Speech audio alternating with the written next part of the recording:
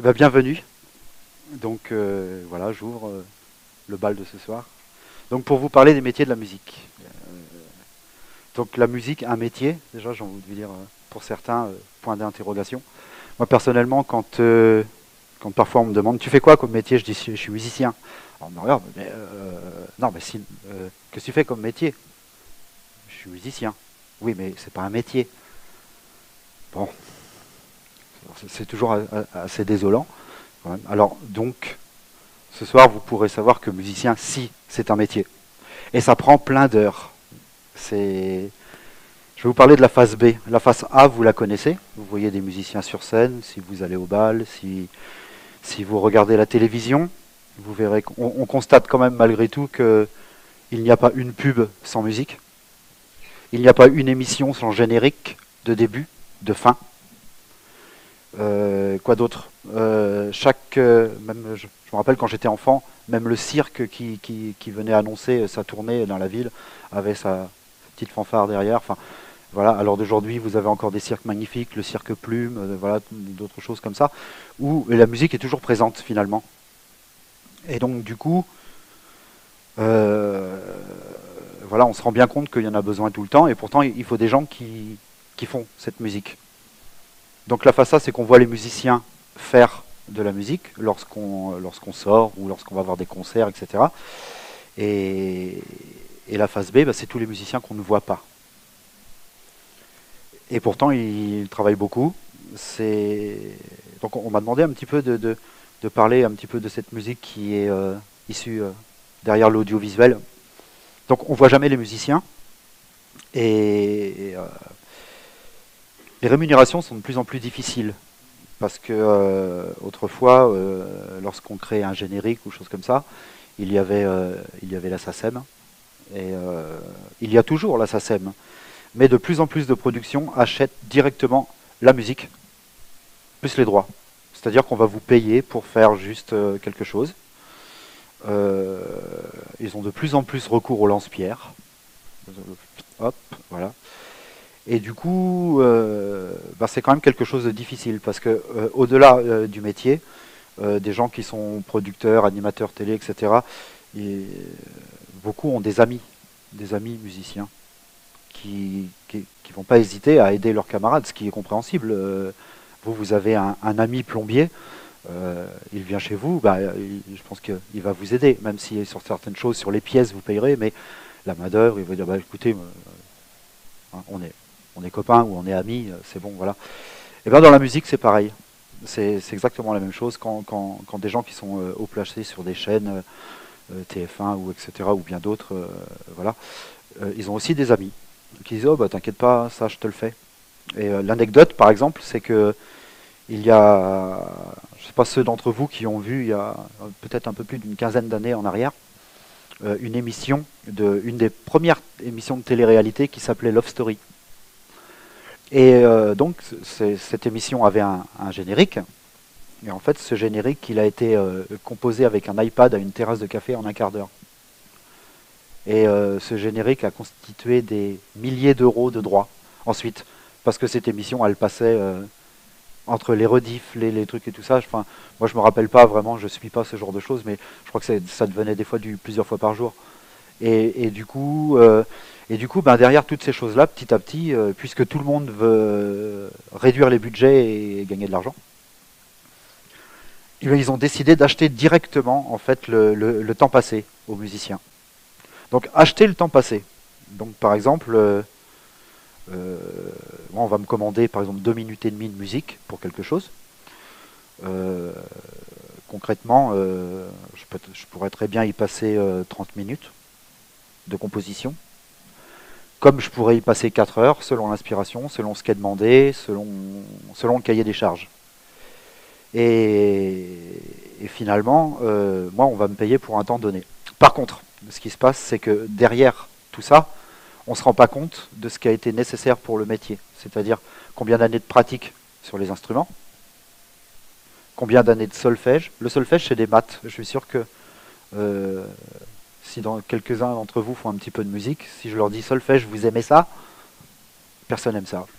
Juste parce que c'est des mathématiques, c'est comment on apprend à lire et à écrire la musique, et c'est un petit peu le fardeau de l'inspiration.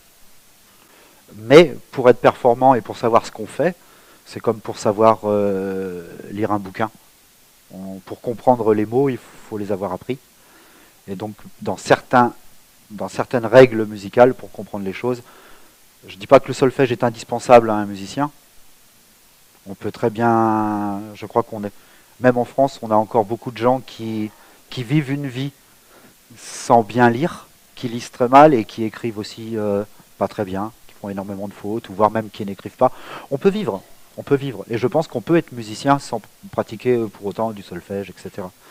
Et donc du coup, comment dire, voilà, toutes ces années de travaux derrière les instruments, toutes ces années de solfège, etc., ne sont jamais prises en considération lors d'une commande musicale. Elles ne sont jamais prises en considération lorsqu'on vous demande est-ce que vous pourriez venir en concert chez moi, voilà. On va plutôt vous dire ah mais oui mais c'est votre passion, vous aimez bien, vous avez le sourire sur scène, on voit bien que vous vous amusez. Donc du coup ça c'est dans la présentation.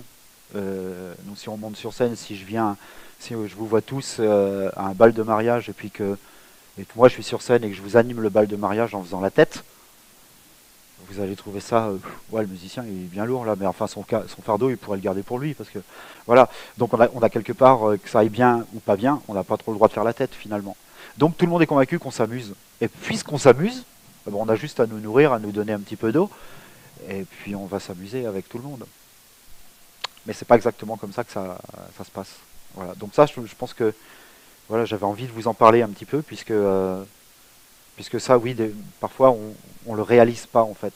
Je suis d'accord avec les gens quand on dit oui, mais vous vous amusez. Oui, ouais, je m'amuse.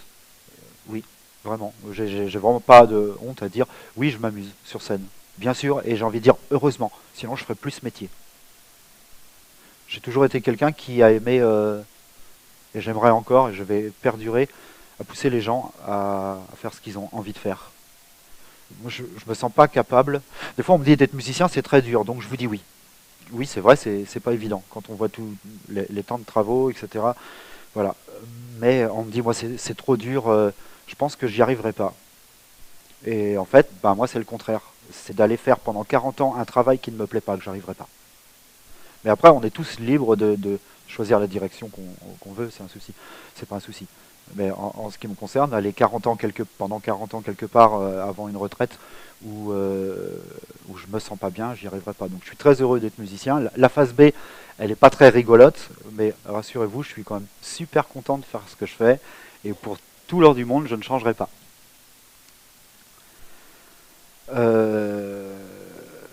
Cette phase B, quoi en dire encore Donc du coup, sur des productions audiovisuelles, on a tout type de commandes.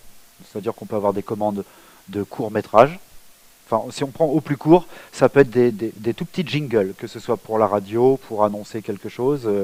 Si je vous fais tabédébédab et du pain, voilà, ça faut le faire. Il faut que quelqu'un fasse ça pour telle émission, pour tel générique, pour telle entrée en matière de telle chose ou telle situation. Il faut qu'il y ait quelqu'un qui crée ça. Vous allez me dire, on n'a pas besoin d'être un super musicien pour faire ça. Et ça, je suis d'accord avec vous. Mais il faut juste connaître les gens qui vont vous demander de faire ça, en fait. Parce que le milieu de l'audiovisuel est un milieu très, très, très fermé. Puisqu'on a beaucoup de budgets qui ont été diminués pour l'art et la culture.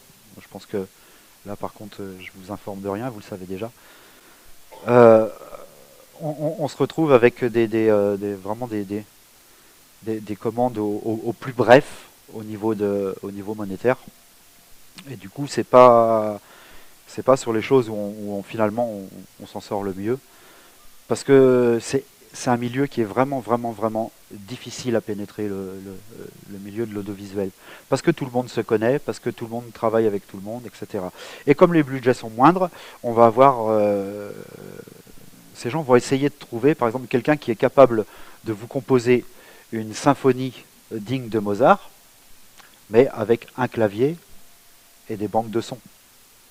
C'est-à-dire qu'on va acheter des sons de violon, on va acheter des sons d'X ou Y clavier, on va acheter les sons des hautbois, et du coup, ça avec donc ça s'appelle du MIDI, des instruments MIDI. C'est-à-dire qu'en fait, on peut, grâce à un clavier, programmer un son, et un coup qu'on intègre le son sur le clavier, ce son-là se répertorie sur toutes les notes du clavier. Donc ça veut dire qu'avec un clavier, on peut très bien jouer du basson, comme de la clarinette, comme de la harpe, comme de chanter, des chœurs, etc. Tout ça, ça s'achète. Ce sont des banques de sons qui s'achètent pour fabriquer de la musique. Donc quelqu'un qui...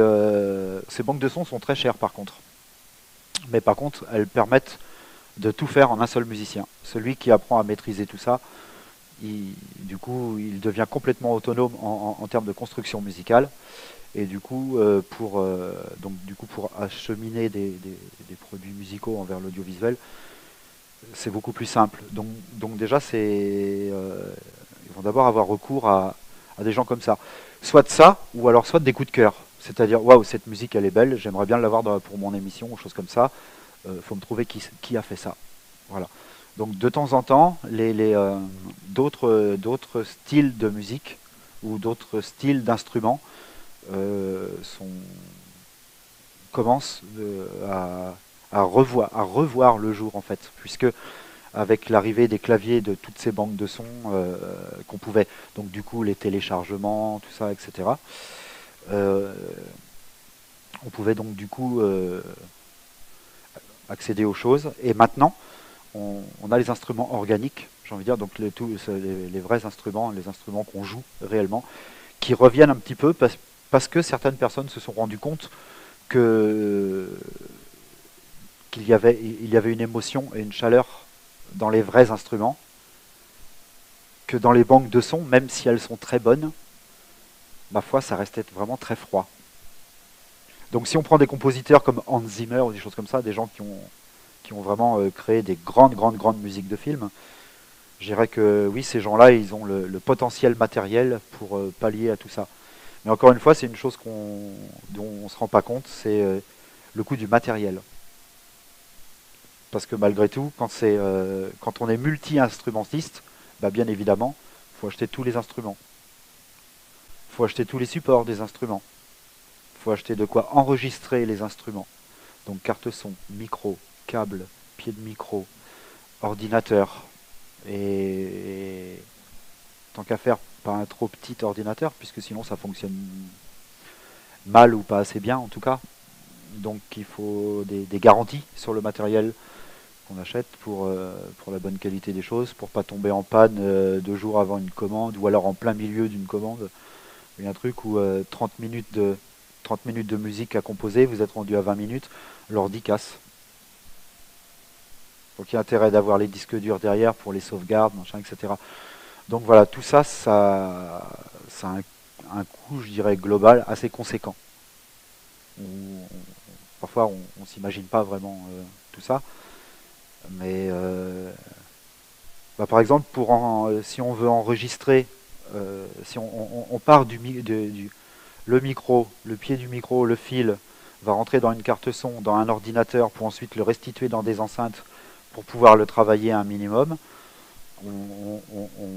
Sans l'instrument, on est déjà peut-être à pas loin de 10 000 euros. Donc si c'est une passion, si c'est un métier, c'est bien, on peut réussir à l'amortir. Mais si c'est une passion, du coup, c'est vraiment juste un investissement. Et donc, du coup, quand c'est la course au budget, et puis quand on vous propose peu de choses pour composer quelque chose, il faut en faire beaucoup. Et il est rare, sauf si on est dans le bon filon ou dans le bon créneau, ou si on connaît les bonnes personnes, où là, on peut réussir à avoir des commandes régulières, ou avoir voilà, tout ce genre de choses. Là, c'est cool. Mais quand on n'est pas intégré à ce milieu, quand on commence dans une vie de musicien et qu'il faut tout faire, ouais, il y a du travail. Il y a du travail. L'intermittence. L'intermittence, je pense que beaucoup de gens ont entendu parler de l'intermittence. Donc l'intermittence du spectacle, c'est quelque chose d'aussi de compliqué, parce que quand on est intermittent, on n'a pas le droit de faire autre chose que l'intermittence. C'est-à-dire qu'on ne peut pas être intermittent et avoir une auto-entreprise à côté, par exemple. Ça, c'est strictement défendu, puni par la loi. Enfin, ça va très mal quand on fait ça. J'ai pas vraiment la réponse du pourquoi. L'intermittence, c'est le seul truc qu'on ne peut pas cumuler avec une autre formule de rémunération, style auto-entreprise ou alors même être salarié. On ne peut pas être salarié et intermittent à côté. On peut être salarié et avoir une auto-entreprise, ça on a le droit. Mais salarié et intermittent, on n'a pas le droit. Donc je n'affirme pas, donc là je n'affirme pas, mais je pense que vraiment la raison c'est que l'intermittence en fait elle est chapeautée par Pôle emploi. Et que quand on est intermittent du spectacle, on est en quête sans cesse d'emploi, de travail. Donc c'est sous la formule de la musique, mais quand on est intermittent, on n'a pas le droit de cocher autre chose que oui, je suis à la recherche d'un emploi. Même si j'ai plus de congé, même si je travaille à fond, oui, je suis à la recherche d'un emploi. Donc je pense que c'est lié un petit peu à ce genre de choses. Et donc de temps en temps, les structures ont du mal avec l'intermittence, simplement parce que si moi j'ai besoin de 150 euros, avec l'intermittence, j'en demanderai 300. Simplement puisque c'est comme tout patron. Là, je deviens patron de moi-même avec l'intermittence. C'est comme tout patron. Si certains d'entre vous sont patrons ici, vous avez un salarié, il vous coûte le double de ce que vous lui donnez. Et ça, voilà, je pense que tout le monde sait. Donc pour l'intermittence, c'est la même chose. Donc si par exemple, moi je vais faire un concert quelque part, et que par exemple je demande 300 euros, il m'en restera. Donc déjà 300 euros pour une personne. Parfois pour quelqu'un qui va vous embaucher, il va dire ça coûte cher quand même, le musicien il coûte 300 balles. Il coûte cher le musicien. Mais alors sur les 300 balles, si je vais travailler à 100 km de chez moi, j'ai 200 km de voiture.